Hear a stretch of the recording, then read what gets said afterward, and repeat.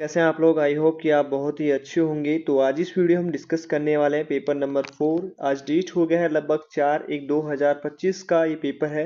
प्रतिदिन यहाँ पे 1 जनवरी से एक जो है टेस्ट दिए जा रहे हैं जो आपके चैप्टर वाइज हैं, जिसमें से आपका 3 कंप्लीट हो चुका है। बायोलॉजी के आपके 6 चैप्टर्स का टेस्ट है वो कंप्लीट हो चुका है। तो यदि आपने वो नहीं देखा है तो आप हमारे चैनल पे जाके टेस्ट सीरीज का प्लेलिस्ट बना हुआ है, वहां पे आप जाके देख सकते हो और अपने स्कोर को इम्प्रूव करके इस साल 2025 में जो आपका ड्रीम है, जो ड्रीम कॉलेजेस है, उसमें आप एडमिशन ले सकते हो। आपका यहाँ पे 147 डेज और बचा है जो आपके एंट्रेंस एग्जाम्स के लिए बाकी है। तो इस दिनों में आप अपनी प्रिपरेशन करके इंडिया की टॉप कॉलेज में एडमिशन ले सकते हो। तो चलिए टेस्ट सीरीज स्टार्ट करते हैं। यदि जिन स्टूडेंट्स ने टेस्ट सीरीज अभी तक ज्वाइन नहीं किया है, जितने भी हमारे टेस्ट पेपर होते हैं प्रतिदिन जो टेस्ट दिन होने वाला है, उन सभी की पीडीएफ आपको हमारे ऐप पे मिलेगा। और यदि आपने टेस्ट सीरीज ज्वाइन नहीं किया तो वो ज्वाइन कर सकते हो। इस स्क्रीन पे चल रहे नंबर से आप कांटेक्ट करके और भी इन्फॉर्मेशन जान सकते हो। कैसे ज्वाइन होना है वो वीडियो में बताया जाएगा।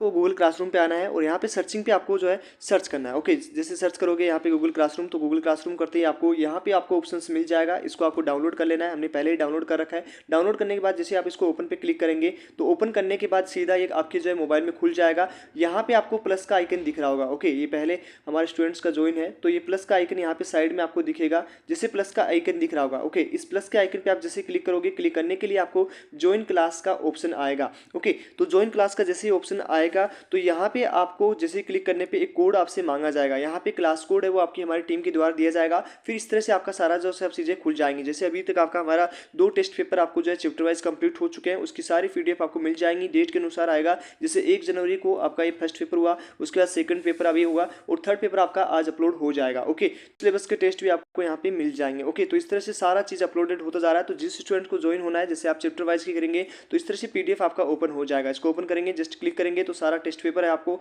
आपके सामने पीडीएफ है वो ओपन हो जाएंगे। ओके, थोड़ा सा इंटरनेट का हेल्प होगा, सिंपल चीज़ें होगी। और यदि यदि अधिक जानकारी चाहिए तो आप हमारे व्हाट्सअप नंबर पर कॉन्टैक्ट कर सकते हो। नीचे आपको डिस्क्रिप्शन में हमारे व्हाट्सअप ग्रुप का लिंक मिल जाएगा, या आपको स्क्रीन पे देखो ये नंबर दिख रहा होगा, इस पर आप कॉन्टैक्ट कर लीजिए। ओके, तो और अधिक जानकारी के लिए आपको हमारे इस नंबर पर कॉन्टैक्ट कर लेना। अब चलिए वीडियो को स्टार्ट करते हैं, क्वेश्चन डिस्कस करते हैं, मिलते हैं। तो चलिए आज की इस वीडियो को हम स्टार्ट करते हैं। सबसे पहले क्वेश्चन है, Hindi and English medium both में रहेगा। पहला क्वेश्चन है, कार्बन के परमाणु का द्रव्यमान होता है। तो यहाँ पे आपसे पूछा गया है द्रव्यमान, तो कितना जाएगा।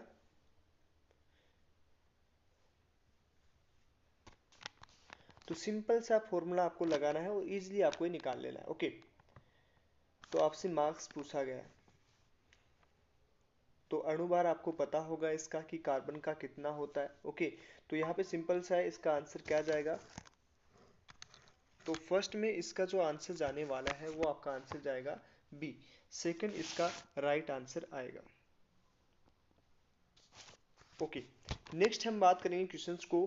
फ़ारेनहाइट पैमाने को मापा गया तापमान, यहाँ पे देखा 200 फ़ारेनहाइट है, तो सेल्सियस पैमाने पर ये रीडिंग कितनी होगी। तो सिंपल सा फॉर्मूला लगाना है, इसमें इजीली आपका निकल जाएगा। ओके, तो ये आपका सेकंड क्वेश्चन है जो आपके एग्जाम में, ऐसे क्वेश्चन ही आपके एग्जाम में पूछे जाएंगे। देखो एग्जाम में कोई हार्ड क्वेश्चंस नहीं आते, सिंपल क्वेश्चंस आते हैं। बीएससी नर्सिंग पैरामेडिकल में यदि आपको बेसिक्स कॉन्सेप्ट आते हैं तो आप इजीली इस पेपर को करेक्ट कर सकते हो, लेकिन काफ़ी स्टूडेंट्स का प्रैक्टिस नहीं होने के कारण ये क्वेश्चंस गलत हो जाते हैं। तो यहाँ पे सेकंड में आपका राइट आंसर जाने वाला है वो सी आपका राइट आंसर जाएगा, जिसका आंसर है 93.3।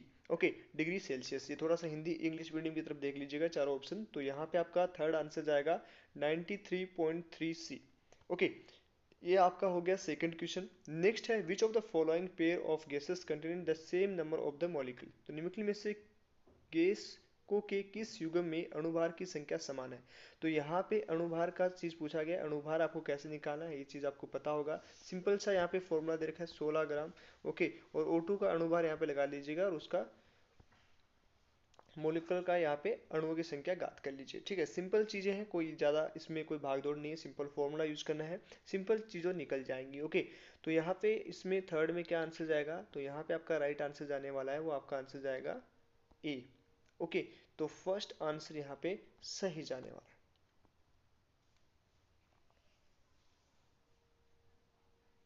ओके, तो यहाँ पे आपका फर्स्ट आंसर राइट आंसर जाएगा।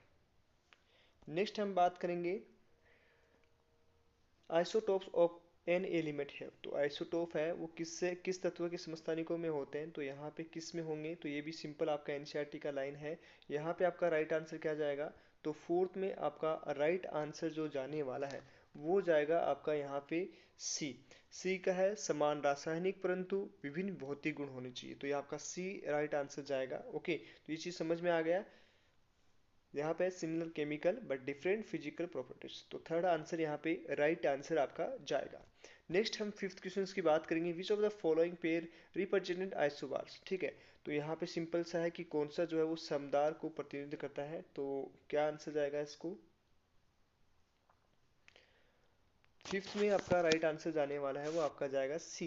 सी यहाँ पे आपका राइट आंसर जाएगा। 14 के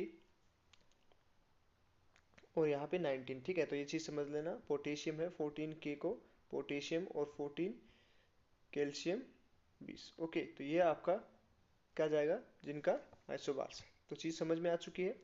नेक्स्ट हम बात करेंगे द एटॉमिक ऑर्बिटल इज, परमाणु कक्षक होते हैं, तो सिंपल सा थ्योरी बेस्ड क्वेश्चन है, इसका राइट आंसर क्या जाएगा, तो 6 में आपका राइट आंसर जाएगा डी।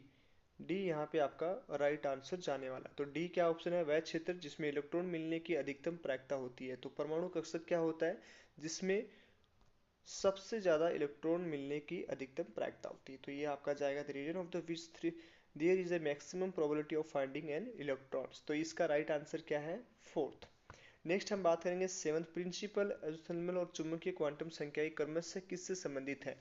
तो ये भी बहुत ही इजी क्वेश्चन है, तो इसमें आपका सेवंथ में राइट आंसर क्या जाएगा, तो सेवंथ में आपका राइट आंसर जाने वाला है वो आपका जाएगा ए, आकार आकार और अभिविन्यास। ठीक है, साइज शेप, थोड़ा सा इंग्लिश मीडियम में देख लीजिएगा, size shape and orientation. Okay, तो ये चीज आपको क्लियर हो चुका है सेवंथ में। 8 क्वेश्चन को हम डिस्कस करेंगे। 8 क्वेश्चन में क्रोमियम जेड का यहाँ पे अणुभार दे रखा है आपको, और उसके बाद इलेक्ट्रॉनिक विन्यास पूछा गया है। तो यहाँ पे आप सारे स्टूडेंट हैं वो इंग्लिश मीडियम की तरफ देख लीजिएगा चारों ऑप्शंस, और इसमें आपका राइट आंसर क्या जाएगा, तो 8 में आपका राइट आंसर जाने वाला है वो जाएगा आपका बी। ओके, तो ये आपका राइट आंसर जाने वाला है, ये चीज क्लियर। नेक्स्ट हम बात करेंगे और 9 नंबर क्वेश्चंस में electron sorry according the of वाव सिद्धांत के अनुसार एक नया इलेक्ट्रॉन कक्षकों में प्रवेश करता है जब, तो ये भी आपका सिंपल चीज है, एटॉमिक स्ट्रक्चर से क्वेश्चन पूछा गया है 9 नंबर, और इसमें राइट आंसर जाएगा n+1 न्यूनतम है। तो यहाँ पे आपका 9 में ए आपका राइट आंसर जाने वाला है। हिंदी मीडियम में यदि आपको समझ में नहीं आ रहा तो आप इंग्लिश मीडियम की तरफ देख सकते हो। नेक्स्ट क्वेश्चन है which of the following is not probable, तो यहाँ पे है निम्न में से किसमें अनुमति नहीं है। तो देख लीजिए चारों ऑप्शंस, इसमें से आपका राइट आंसर क्या जाएगा, A B C D. Okay, तो यहाँ पे आपका 10 में राइट आंसर क्या जाने वाला है, तो यहाँ पे आपका राइट आंसर जाएगा सी, एन बराबर 4। ओके, एल बराबर 4 और एम बराबर 1, ये आपका संभव नहीं है। तो ये ध्यान रखना, क्योंकि एन का बराबर क्या होगा, एल का मान क्या, एल किसको इंगित करता है और एम किसको, ये आपको पता होना चाहिए। तो इसमें राइट आंसर क्या जाएगा 10 में सी। सी यहाँ पे आपका राइट आंसर जाएगा। 11 नंबर क्वेश्चन को हम डिस्कस करेंगे, विच of the following is not a part of Dalton atomic theory, तो ये भी आपका सिंपल क्वेश्चन है, थ्योरी बेस्ड क्वेश्चन है। तो यहाँ पे चारों ऑप्शंस रीड कर लीजिएगा, और इसमें आपका राइट आंसर क्या जाएगा, तो 11th में आपका राइट आंसर जाने वाला है वो आपका जाएगा डी, परमाणु में प्रोटॉन और न्यूट्रॉन और इलेक्ट्रॉन की में विभाजित किया जा सकता है। तो ये आपका डी है वो सही आंसर रहेगा। ओके, नेक्स्ट है यहाँ पे सार्थक अंकों की संख्या पूछी गई है, तो सार्थक अंकों की संख्या कितनी जाएगी, तो यहाँ पे 12 में क्या आंसर जाएगा, 12 में आपका आंसर जाएगा बी।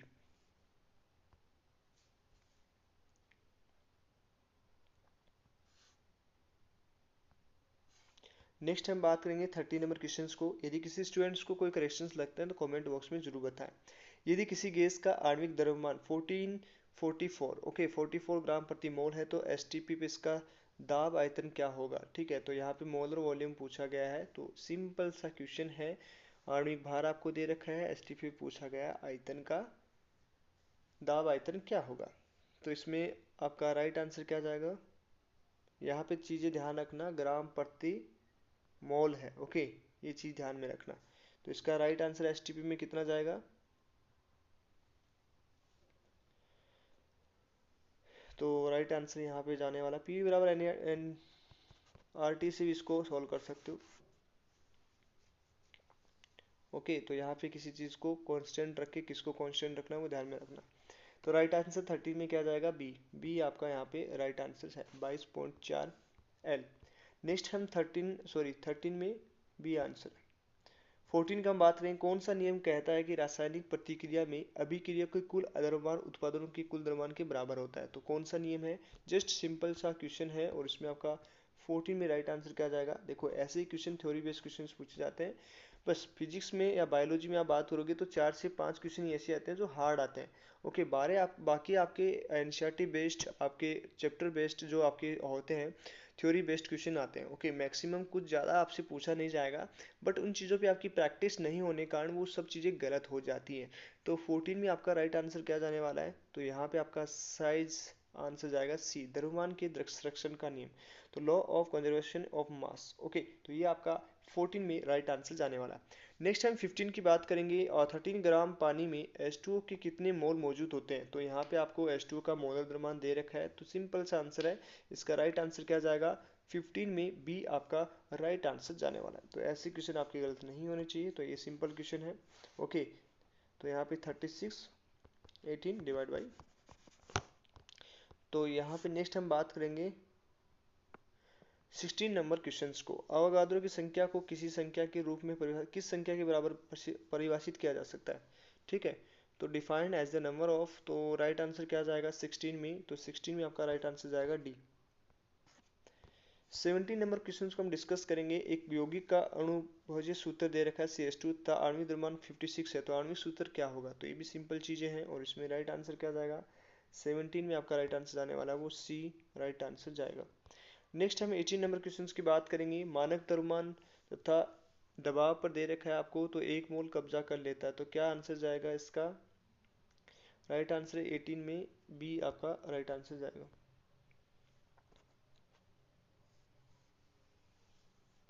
निम्न में से किसमें अणुओं की संख्या अधिकतम होती है। तो अणुओं की संख्या यहाँ पे पूछा गया है, तो इसमें राइट आंसर 19 में क्या जाएगा ए। H2O का 1 ग्राम में सबसे ज्यादा होता है।